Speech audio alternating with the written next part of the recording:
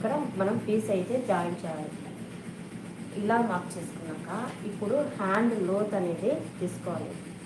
ఇది చాలా మంది కంగారు పడతారు కొత్త వాళ్ళైతే, కానీ మన దగ్గర మన కటింగ్ అయితే చాలా ఈజీగా ఉంటుంది.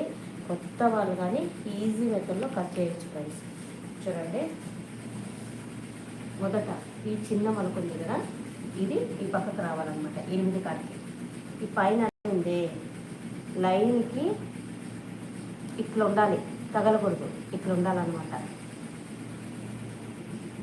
కరెక్ట్గా లైన్ కింద ఉండేసి ఇది ఇట్లా తీసుకొని డ్రా చేసుకోవాలి. ఇది బ్యాక్. ఫ్రంట్ చేయాలంటే ఇప్పుడు బ్యాక్ ఇలా గీసామంటే, ఫ్రంట్ చేయాలంటే దీన్ని ఇట్లా రివర్స్ తిప్పుకోండి. ఇప్పుడు బ్యాక్ ఇలా గీసాము, ఫ్రంట్ అయితే ఇలా తెచ్చుకునేసి ఈ 8 కాడ ఇది ఉండాలి, పొడవుగా ఉంది కదా పూర్తిగా, ఇది పెట్టాలి. ఈ లైన్కి తగలకుండా ఇక్కడ ఇది పెట్టాలి. ఇప్పుడు ఇంటర్ వెనక ముందు లోతు చాలా అంటే చాలా ఈజీగా అయిపోతుంది. కటింగ్ ఈజీ అయిపోతుంది, కుట్టే విధానంగా నేను భయపడకుండా కుట్టచ్చుకోవాలి. హ్యాండ్ లోతు తీసేదంటే చాలామంది భయపడతారు, మన కొలతలు కానీ కన్ఫ్యూజ్గా చెప్తారు. అలా అంతా అవసరం ఏం లేదు. ఈజీ మెథడ్లో